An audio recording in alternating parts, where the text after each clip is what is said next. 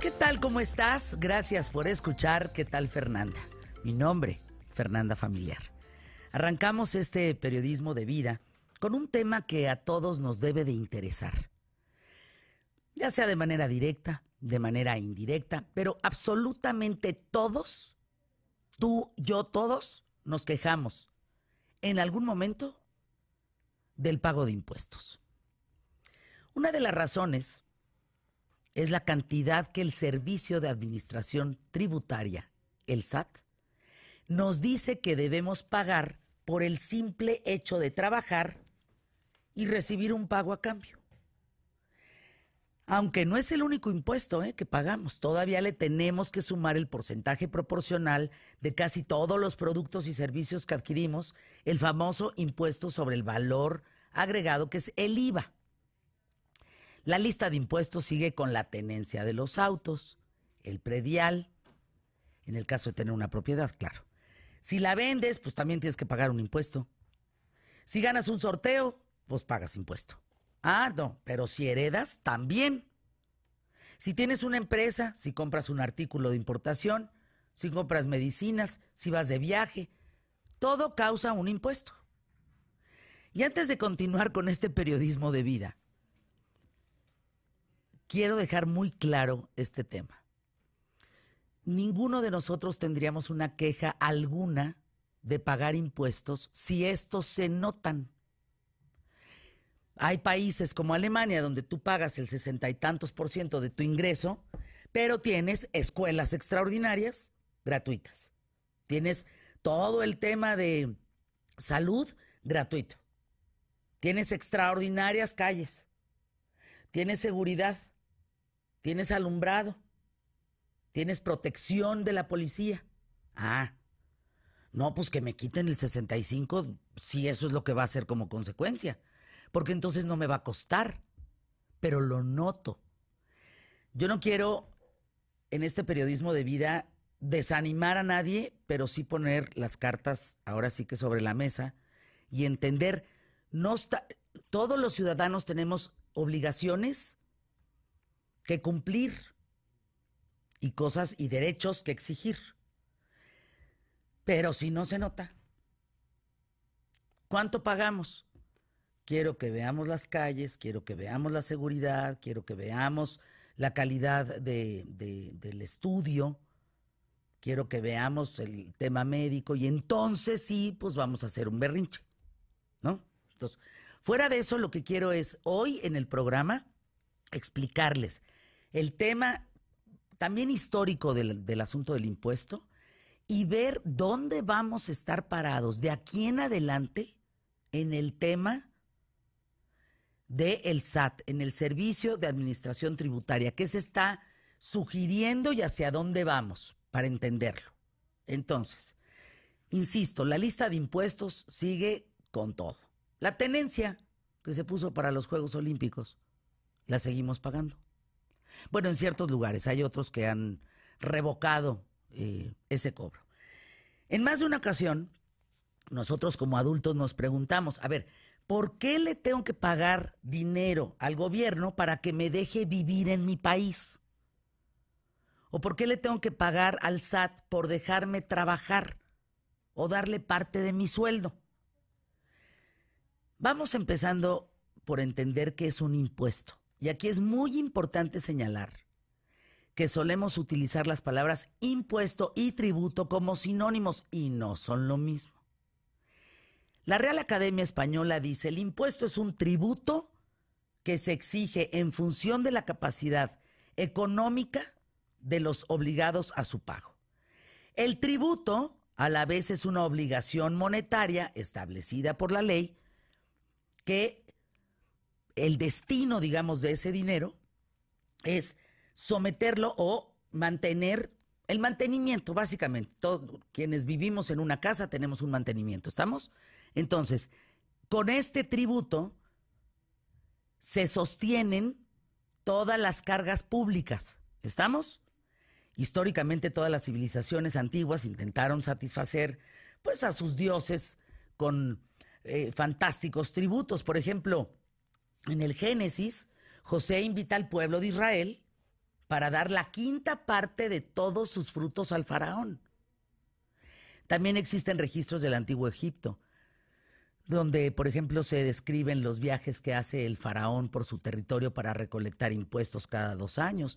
En Grecia se desarrolla un sistema tributario más sofisticado, esos son más picudos, con un impuesto llamado eisfora o éspora, que pagan solo los más acaudalados para costear los gastos de las guerras.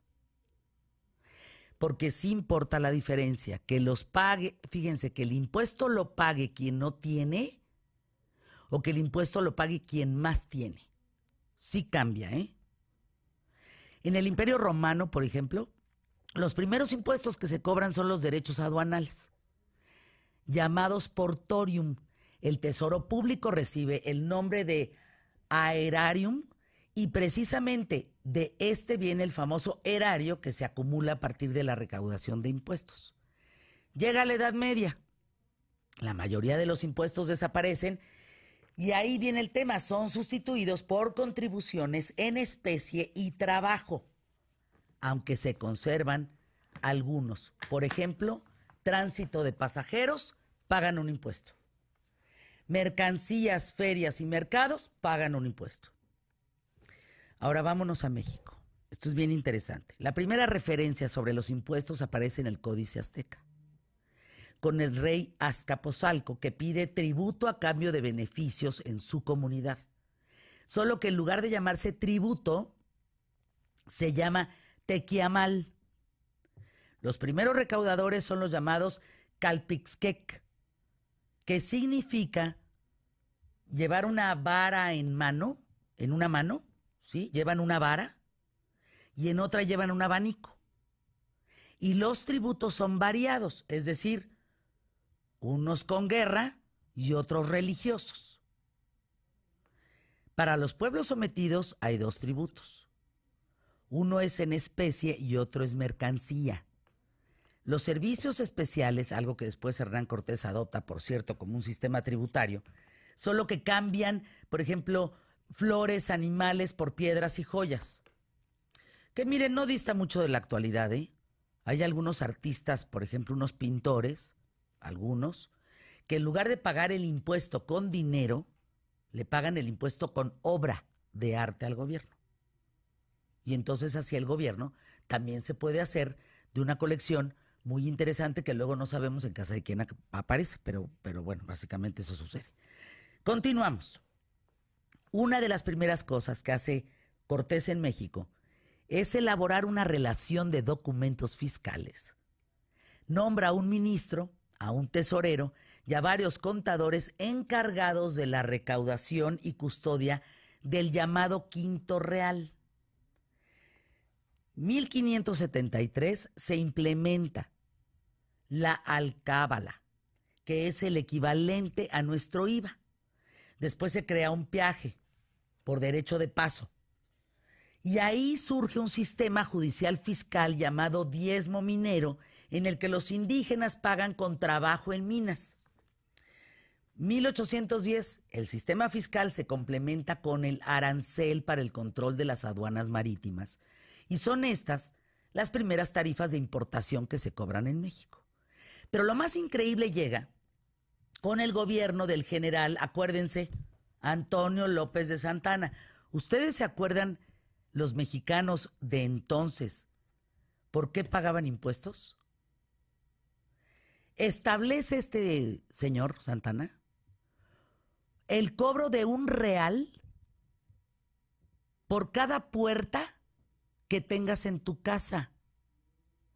Por cada ventana establece el pago de 4 centavos. 2 pesos por cada caballo. Ah, pero el caballo tenía que ser robusto. Si era flaco, pagaba menos. Ahí pagaban 1 peso. O sea, si era robusto, así muy corcel y la madre del muerto, eran 2 pesos. Pero si era raquítico, era 1 peso. De todas maneras, pagaban los caballos. ¿Y luego qué creen? Por cada perro, 1 peso. Yo estaría con Santana quebrada igual que tú. Entre perros, puertas, ventanas. Bueno, caballos no tengo. Bueno, Romo estaría, olvídate. Alfonso Romo con sus caballos, cállate. Imagínate andar pagando, y esos sí son bien robustos, eso sí, valen una lana. En fin, continuamos. Llega Porfirio Díaz a la presidencia. Se fortalece, centraliza el poder en manos del gobierno federal. En su periodo se recaudan impuestos por 30 millones de pesos. Pero ¿qué creen? Se gastan 44. Entonces hay una diferencia de 14 millones de pesos. Y entonces empieza la deuda externa.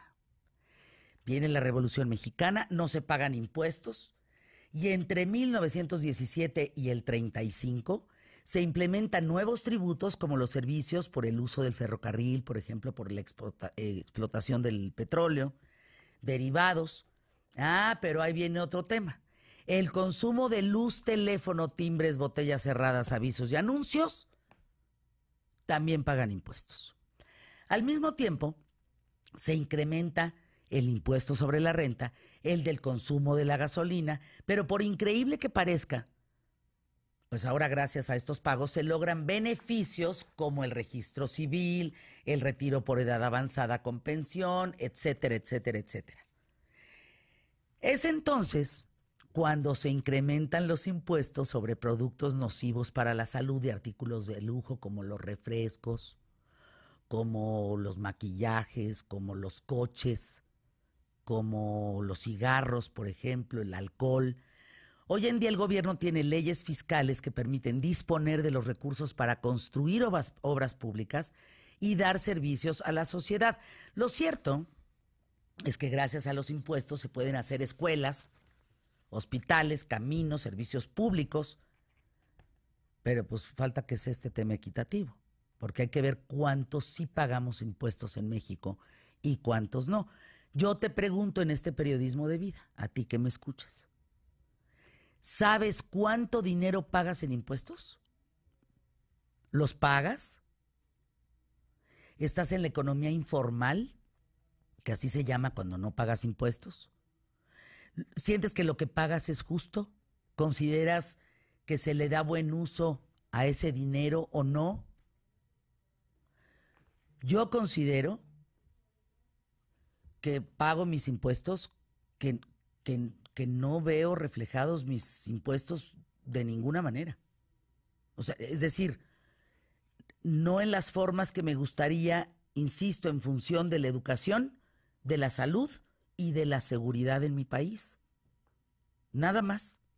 Como ciudadana que trabajo, pues me gustaría contar con eso. ¿Tú, Emilio, Valles Vidrio? Hola Fer, saludos a todos. Pues sí, efectivamente, un asunto en el que a todos nos duele pagar impuestos, pero como tú dices, el problema es que luego no vemos reflejados, sobre todo este dinero podríamos nosotros pensar que a lo mejor es inversión, cuando las calles, el alumbrado público, la seguridad, el asunto de la salud, no están cubiertos al 100% como deberían estar. Y luego peor te enteras que hay rubros que ni siquiera están etiquetados y entonces no sabes ni siquiera dónde termina ese dinero, ¿no? O sea, se supone que pagas algo para algo y que no esté etiquetado y desaparece. Entonces el tema no... vaya, lo que hay que señalar es que no está mal pagar impuestos. Claro que no. Que los rateros de esos impuestos deberían de estar en la cárcel. Hemos confundido mucho el Estado de Derecho en México. Así es. Y la corrupción se debe determinar en ese sentido. Eso sí deberían de estar en la cárcel para que ese porcentaje que uno paga se note. Y una de las cosas que a muchos mexicanos que pagan impuestos les inconforma es: yo sí pago mis impuestos porque soy un contribuyente cautivo, pero ¿qué pasa con los que no son contribuyentes cautivos y finalmente no han existido ciertos candados para hacer que paguen impuestos? Y de alguna manera son evasores. Bueno, pues hoy vamos a hablar de eso y vamos a hablar específicamente de cómo viene. De lo que viene. De lo que viene ante esta supuesta buena fe de pagar impuestos, o de los candados que podrían poner para, insisto, los contribuyentes cautivos sigamos pagando. Yo les pido por favor que se queden con nosotros. Vamos a arrancar el programa a pie derecho, pero sí es muy importante que sepan, muy importante, dónde vamos a estar parados en tema de impuestos a futuro, muy importante. Si tú no estás enterado o enterada, no vas a poder tomar buenas decisiones. Así es que viene gente especializada para hablar del tema aquí en ¿Qué tal, Fernanda?